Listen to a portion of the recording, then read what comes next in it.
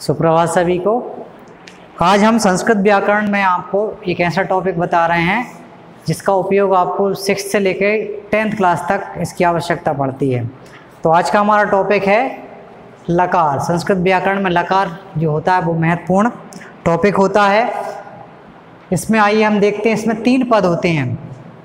पहला है परस्मय पद, दूसरा है आत्मनेय पद, तीसरा है उभय पद। तो सबसे पहले हम आज पढ़ने वाले हैं परस्मय पद।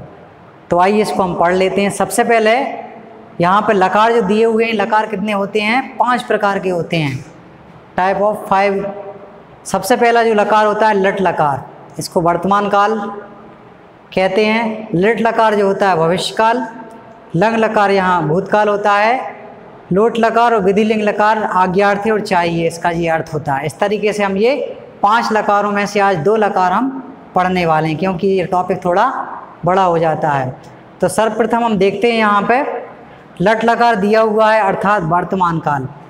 अब यहाँ पे हम कोई सी भी धातु लेते हैं तो हमें इसके जो अंतिम शब्द होते हैं, कह सकते हैं हम एक फार्मूला टाइप में होता है। इस फार्मूले के आधार पर ही हम ये लकारों को अच्छे समझ सकते हैं, अच्छे से बना सकते हैं। तो सर्वप्रथम इसमें दिया हुआ है प्रथम पुरुष, मध्यम पुरुष, उत्तम पुरुष। तो यहाँ पे एक वचन में आएगा ती, द्विवचन में आएगा तहा, बहुवचन में आएगा अंति। फिर इसी प्रकार से मध्यम पुरुष में दिया हुआ है सी, प्रथम एक वचन में, फिर द्विवचन में दिया है था, बहुवचन में दिया है था बिना विसर्ग वाला। फिर यहाँ पे दिया है उत्तम पुरुष में आमी, फिर द्विवचन में दिया है आवह और बहुवचन में दिया है आमह। तो इन ये शब्दों जो लिखे हुए हैं शब्द, इनके माध्यम से हम बनाएंगे कैसे यहाँ पे लकार बनते हैं। तो हम यहाँ पे धातु कोई सी भी ले लेते हैं, पट धातु हो, लिख धातु हो, हस धातु हो, बद धातु हो। धातु कोई सी भी हो, धातु क्या होती है सबसे पहले ये जानना जरूरी है। तो धातु वो होती है, यहाँ में ये कह सकते हैं धातु ये क्रियाएँ होती हैं जिनको हम कर सकते हैं। तो सबसे पहले हमने यहाँ पे पठ धातु ली।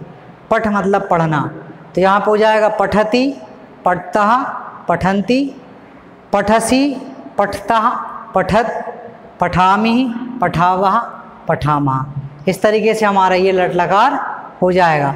अब यहाँ पे धातु कौन सी थी? पठ। और यहाँ पे आपने देखा होगा कि एक वचन में क्या लगा हुआ है? ती। तो हमारा ये ती कहाँ पे उठ के आ गया? यहाँ पे। तो हो जाएगा पठति। फिर तह, द्विवचन में दिया हुआ है तो यहाँ क्या हो जाएगा? पठतः।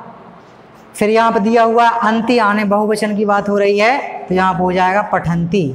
पठति, पठतः, पठन्ति। अब इसका प्रयोग कहाँ होता है? पठति मतलब एक वचन के लिए यहाँ पे कोई वाक्य बन रहा है, जैसे सह पठति, वह पढ़ता है, तो वहाँ पे ती लग जाएगा। सह पठति मतलब वह पढ़ता है।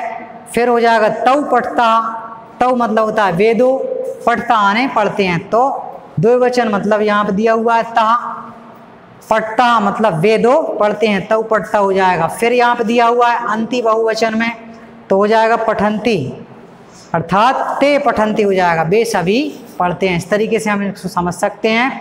फिर पठसी, ऐसे एक वचन में आता है सह पठसी, वह पढ़ता है या वह पढ़ती है, बालक या बालिका कोई भी हो सकता है। पठता, तौ पढ़ता, वे 2 पढ़ते हैं।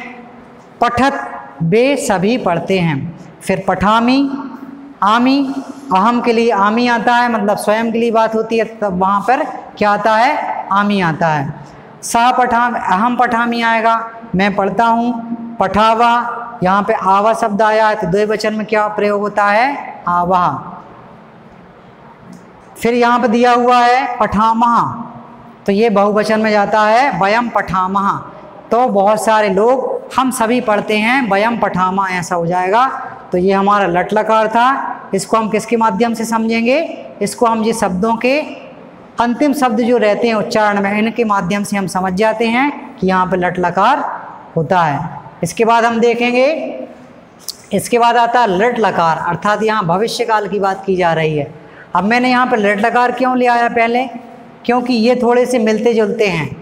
और लट लकार यदि आपने समझ लिया है तो फिर लट लकार को समझने में, भविष्य काल को समझने में बहुत ही सरलता होती है। तो यहाँ पर दिया हुआ है प्रथम पुरुष में इष्यति, इष्यता, इष्यन्ति, इष्यसि, इष्यथा, इष्यत, इष्यामि, इष्यावः, इष्यामः। अब इसको देखो, ये कोई फार्मूला होते नहीं है, लेकिन इसके अंतिम शब्द जो होते हैं उसको हम एक फार्मूले के रूप में लेते हैं, क्योंकि इसमें बच्चों को समझ में आ जाता है। यहाँ पे दिया हुआ है पठ धातु।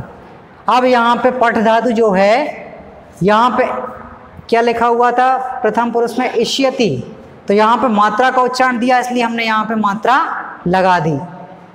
तो यहाँ पे क्या हो जाएगा, पठिष्यति, फिर यहाँ पे इष्यता लिखा है, हो जाएगा पठिष्यता, फिर यहाँ पे इष्यन्ति लिखा है, मतलब पठिष्यन्ति।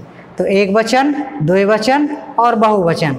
तो आपको ये समझ में आ गया होगा कि कहाँ पे ती लगेगा, कहाँ पे ता लगेगा, कहाँ पे अंति लगेगा। इसी तरीके से लृट लकार में कहाँ पे इष्यति आ रहा है, कहाँ पे इष्यता आ रहा है, कहाँ पे इष्यन्ति आ रहा है। अब ये छोटी ई की जगह हमने यहाँ पे छोटी की मात्रा लगा दी है, क्योंकि वो छोटी ई की मात्रा में यहाँ कन्वर्ट हो जाती है जब हम धातु बनाते हैं। तो फिर यहाँ पे दिया हुआ है पठिष्यति, पठिष्यथा, पठिष्यत। जैसा कि मैंने पहले बताया था कि एक वचन के लिए पठिष्यसि आएगा, द्विवचन के लिए पठिष्यथा आएगा और बहुवचन के लिए पठिष्यत आएगा, उसमें विसर्ग नहीं आएगा। फिर इसमें दिया है पठिष्यामि, पठिष्यावः, पठिष्यामः। तो यहाँ पे आमि किसके लिए आता है, एक वचन के लिए।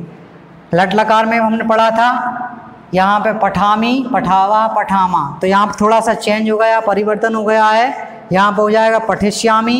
ये कहाँ से आ गया पठिष्यामि, क्योंकि ये छोटी की ई की जो है वो मात्रा के रूप में कन्वर्ट हो जाती है, परिवर्तित हो जाती है। तो यहाँ पे हो जाएगा पठिष्यामि, ये यहाँ पे लिखा हुआ है। फिर इष्याव दिया है तो हो जाएगा पठिष्यावः, फिर इष्यामा दिया हुआ है तो हो जाएगा पठिष्यामा।